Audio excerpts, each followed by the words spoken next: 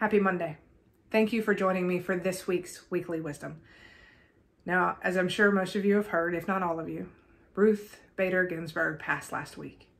Now, she is one of my personal superheroes. The reason why I admire her so much is because she took up a mantle and she took up the fight when it wasn't popular.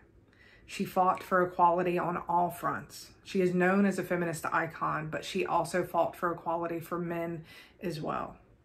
As somebody who lives in a non-traditional household, I am building a business, I'm working full-time, I am most definitely the ambitious one in my family, and my brother stays and takes care of my daughter.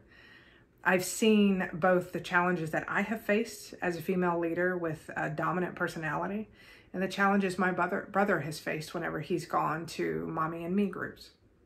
And I admire that Ruth looked and tried to create a world where both sides could fit.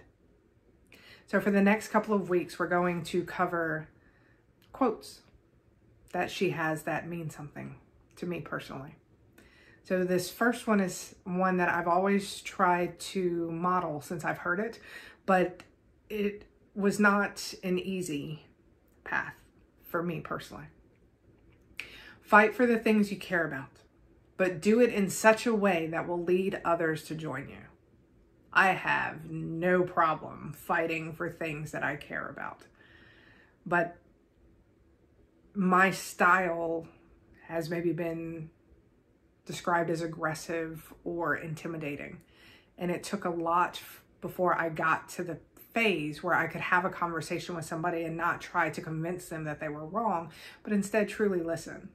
Because you can't change somebody's mind. They have to do that. You cannot force it. But you can listen to hear where they're coming from. You can hear why their stance is important to them.